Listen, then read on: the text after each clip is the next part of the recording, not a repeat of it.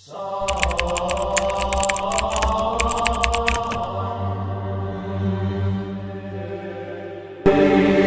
dengan perintah dan bimbingan dari Nabi Sulaiman alaihissalam, mereka membuat patung-patung yang besar, membuat bejana yang besar untuk tempat makan para tentara dan pekerja, yaitu bejana seperti gunung karena saking beratnya dan besarnya.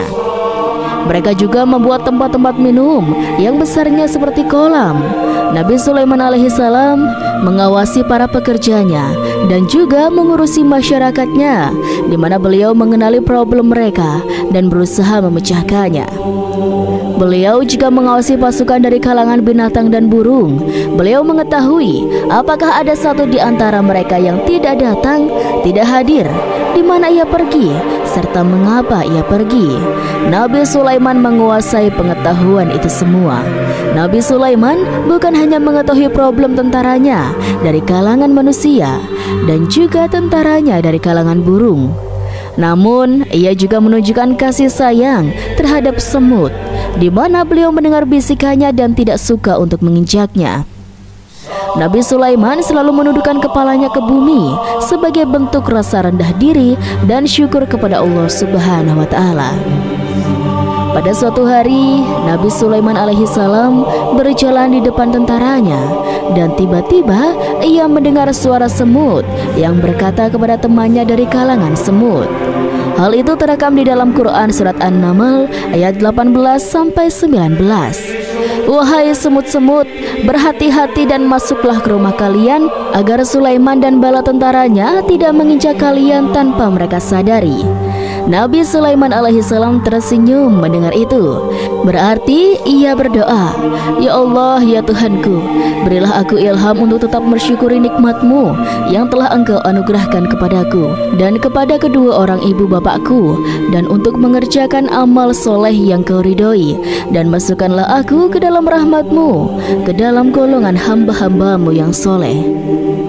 Sobat, meskipun Nabi Sulaiman mendapatkan kekuasaan dan memiliki tentara yang besar, namun beliau menunjukkan kasih sayang terhadap bangsa semut. Beliau mendengarkan bisikannya dan melihat semut yang ada di depannya. Oleh karena itu, tak mungkin baginya untuk menginjak golongan semut itu. Nabi Sulaiman bersyukur kepada Allah Subhanahu wa Ta'ala yang telah memberinya nikmat itu, yaitu nikmat rahmat dan kasih sayang. Di samping itu, Nabi Sulaiman alaihissalam adalah orang paling kaya di dunia. Istananya terbuat dari kayu gaharu yang memiliki bau harum. Istananya terbuat dari emas dan terkadang dari kristal. Beliau juga memiliki kursi besar yang terbuat dari emas dan permata. Istana Nabi Sulaiman merupakan istana yang paling besar di dunia. Nabi Sulaiman menggunakan pakaian dari emas dan permata. Meskipun demikian, Nabi Sulaiman tetap menunjukkan sebagai hamba yang berserah diri dan rendah hati di hadapan Allah Subhanahu wa Ta'ala dan sederhana di depan manusia. Nabi Sulaiman yang merendahkan dirinya di hadapan Allah, ia selalu sujud kepada Allah sebagaimana ayahnya yang selalu bertasbih pada Allah Subhanahu wa Ta'ala. Nabi Sulaiman selalu melantunkan lagu-lagu cinta ilahi dan hanya memuji Allah Subhanahu wa Ta'ala.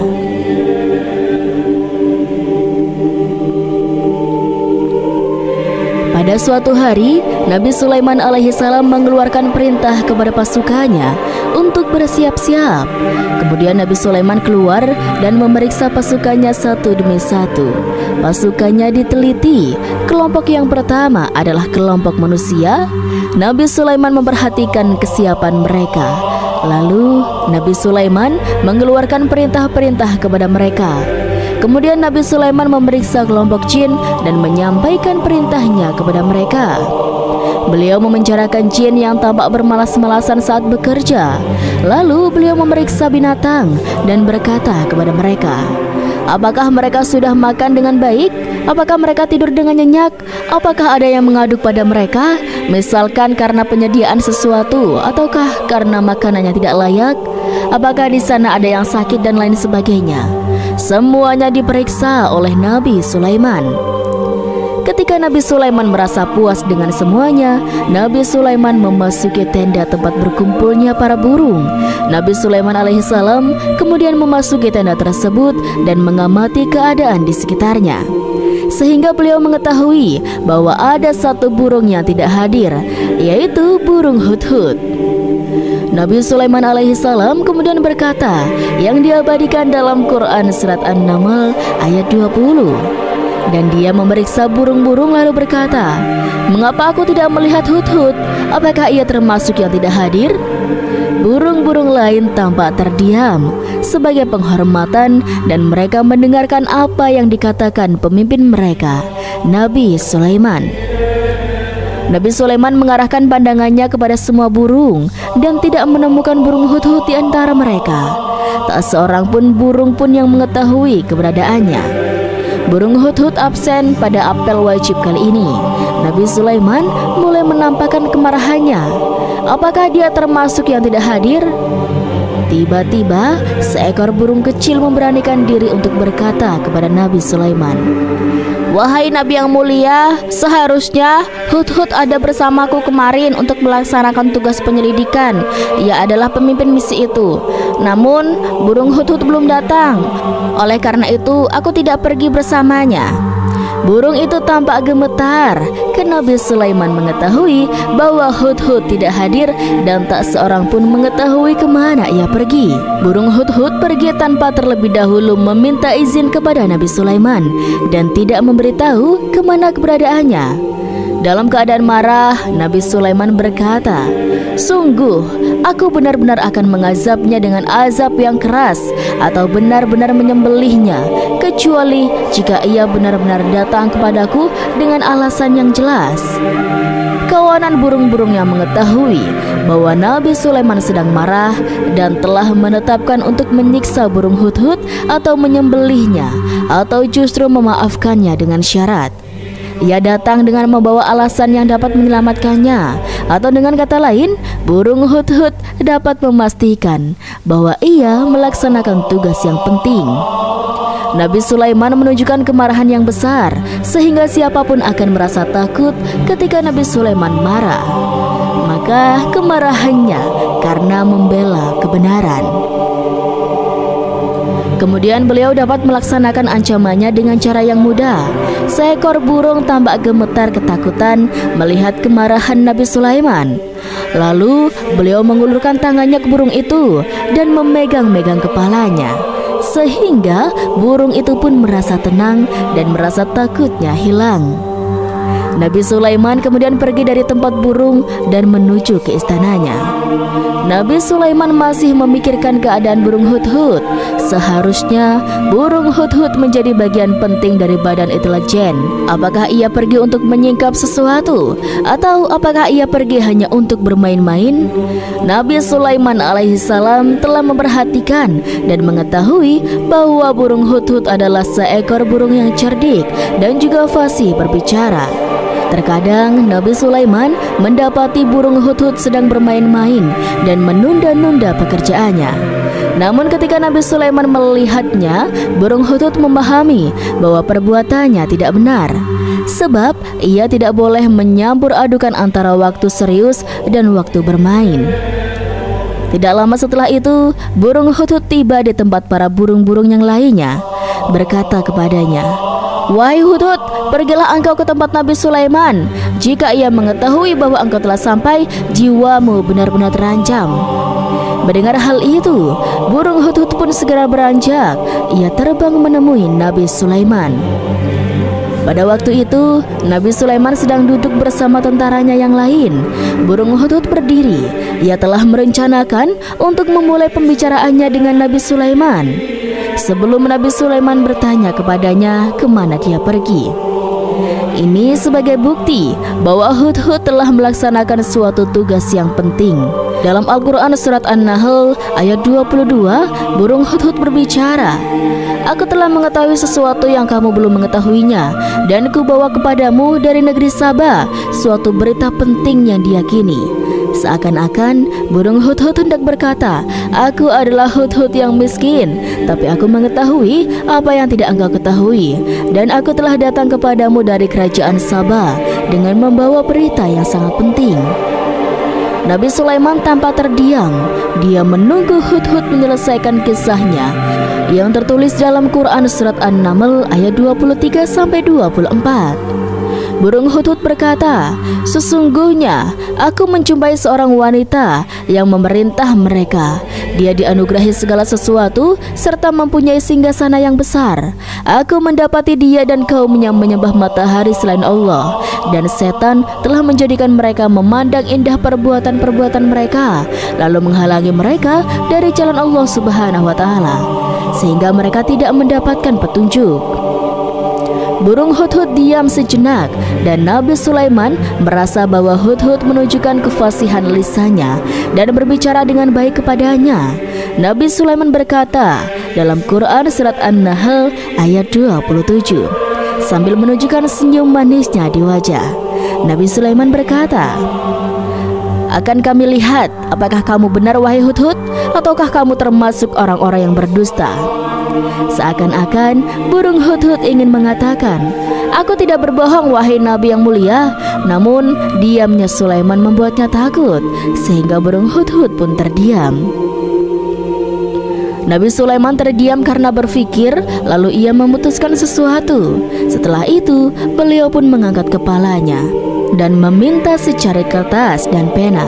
Nabi Sulaiman menulis surat singkat dan menyerahkannya kepada hudhud, serta memerintahkan kepadanya dalam Quran surat An-Nahl ayat 28, "Pergilah dengan membawa suratku ini, lalu jatuhkanlah kepada mereka, kemudian berpalinglah dari mereka, lalu perhatikanlah apa yang mereka bicarakan." Al-Quranul Karim hanya menceritakan dalam Quran surat An-Naml bagaimana perginya hudhud dan bagaimana ia menyerahkan surat itu. Lalu Al-Quran langsung menyebutkan keadaan kerajaan Balqis yang saat itu sedang membaca surat tersebut di depan para pembesar kerajaannya dan para menterinya. Dalam Quran surat An-Naml 29:31 berkatalah Balqis, "Wahai pembesar-pembesar, sesungguhnya telah dijatuhkan kepadaku sebuah surat yang mulia. Sesungguhnya surat ini dari Sulaiman, dan sesungguhnya isinya dengan menyebut nama Allah yang Maha Pengasih lagi Maha Penyayang, bahwa janganlah kalian berlaku sombong terhadapku, dan datanglah kepadaku sebagai orang-orang yang berserah diri." Dalam surat itu, Nabi Sulaiman disebutkan hendaklah mereka menyerahkan diri dan tunduk kepada perintah Sulaiman. Nabi Sulaiman memerintahkan agar mereka meninggalkan penyembahan terhadap matahari. Nabi Sulaiman tidak mempersoalkan akidah mereka dan tidak memuaskan mereka dengan apapun. Nabi Sulaiman hanya memerintahkan bahwa ia berada di atas kebenaran. Bukankah ia didukung kekuatan yang berlandaskan keyakinan yang dimilikinya? Nabi Sulaiman hanya memerintahkan mereka agar tunduk dan patuh kepadanya. Ratu Saba menyampaikan surat tersebut di tengah-tengah kaumnya. Dalam Quran surat An-Naml ayat 32 dijelaskan, Balqis berkata, "Wahai para pembesar, berilah aku pertimbangan dalam urusanku ini. Aku tidak pernah memutuskan sesuatu persoalan sebelum kamu berada dalam majelisku." Para pembesar istana Balqis menentang surat tersebut. Isi surat itu membangkitkan kesombongan kaum Sabah, di mana mereka merasa lebih kuat. Mereka mengetahui bahwa di sana ada seorang yang mencoba menentang mereka dan mengisyaratkan peperangan kepada mereka. Lalu ia meminta kepada mereka untuk memenuhi syarat-syaratnya sebelum terjadinya peperangan dan kekalahan. Dalam Quran surat An-Nahl ayat 33, mereka menjawab, "Kita adalah orang-orang yang memiliki kekuatan dan juga memiliki keberanian yang sangat dalam peperangan, dan keputusan berada di tanganmu wahai ratuku, maka pertimbangkanlah apa yang akan kamu perintahkan." Para pembesar kaum Sabah seakan-akan ingin berkata, "Kita siap melaksanakan untuk berperang." Tampaknya ratu itu memiliki kebijakan yang lebih baik dari pembesar kaumnya. Surat Sulaiman itu membuatnya berpikir lebih jernih dan lebih berhati-hati. Ia berusaha sebisa mungkin menghindari peperangan. Ratu itu berpikir dalam tempo yang lama. Nama Sulaiman tidak diketahuinya dan ia pun belum pernah mendengarnya. Oleh karena itu, Ratu kaum Saba tidak mampu mengetahui dan mendeteksi seberapa besar kekuatan Nabi Sulaiman. Boleh jadi Nabi Sulaiman memiliki kekuatan yang dahsyat sehingga ia mampu memerangi kekuasaannya dan mengalahkannya. Kemudian Ratu memperhatikan apa yang ada di sekelilingnya. Ia melihat kemajuan masyarakat dan juga kejayaannya. Barangkali ia mengira bahwa Nabi Sulaiman iri terhadap kemajuan dan kekayaan itu sehingga Nabi Sulaiman ingin menyerangnya. Setelah mempertimbangkan isi surat Nabi Sulaiman dengan cermat, Ratu Saba memilih untuk tidak ceroboh dan bodoh. Ratu lebih suka menggunakan bahasa kelembutan. Ia mengirim kepada Nabi Sulaiman suatu hadiah yang besar. Ratu mengira bahwa Nabi Sulaiman adalah seorang yang ambisius, yang boleh jadi ia telah mendengar tentang kekayaan kerajaan Saba. Para utusan pergi dengan membawa hadiah dari Ratu Saba. Ratu berharap agar mereka dapat memasuki kerajaan Nabi Sulaiman dan akan mengetahui kondisi kerajaannya. Saat mereka pulang, Ratu ingin mendengar secara langsung dari mereka tentang bagaimana keadaan kaum Nabi Sulaiman dan pasukannya. Setelah mendapatkan informasi yang cukup, maka Ratu Balqis dapat membuat sesuatu keputusan yang tepat. Ratu menyembunyikan apa yang terlintas dalam pikirannya. Lalu ia berbicara kepada pembesar istananya bahwa ia dapat menyingkap niat jahat Raja Sulaiman melalui cara mengirimkan hadiah kepadanya. Ratu lebih memilih cara tersebut dan menunggu reaksi dari Nabi Sulaiman. Ratu berhasil memuaskan para pembesar istana, dan untuk sementara ia menghilangkan ide untuk berperang. Karena para raja, jika menyerang suatu desa, maka pemimpin desa tersebut adalah orang yang paling banyak mendapatkan kehinaan dan cercaan. Akhirnya, para pembesar kaumnya merasa puas dengan pikiran Ratu Balqis. Dalam Quran Surat An-Naml ayat 34-35 dijelaskan, Balqis berkata, dia berkata, sesungguhnya raja-raja apabila memasuki suatu negeri, niscaya mereka akan membinasakannya dan menjadikannya penduduknya yang mulia menjadi hina, dan demikian pula lah yang akan mereka perbuat. Dan sesungguhnya aku akan mengirim utusan kepada mereka dengan membawa hadiah, dan aku akan menunggu apa yang akan dibawa kembali oleh utusan itu. Kemudian sampailah hadiah dari Ratu Balqis kepada Nabi Sulaiman. Para intelijen Nabi memberitahunya bahwa utusan Balqis datang dengan membawa hadiah. Nabi Sulaiman langsung mengetahui bahwa Ratu Balqis itu sengaja mengirim orang-orangnya untuk mengetahui atau mendapatkan informasi tentang kekuatannya. Lalu setelah itu, ia akan mengambil keputusan atau mengambil sikapnya kepada kerajaan Sulaiman. Nabi Sulaiman segera memanggil semua pasukannya untuk berkumpul. Utusan Balqis segera memasuki istana Nabi Sulaiman yang dipenuhi dengan pasukan besar yang bersenjata. Melihat itu, utusan Ratu Balqis tercengang dan terkejut. Ketika mereka melihat kekayaan yang mereka bawa, tidak ada apa-apanya dibandingkan dengan kerajaan Nabi Sulaiman. Hadiah mereka tampak tidak berarti.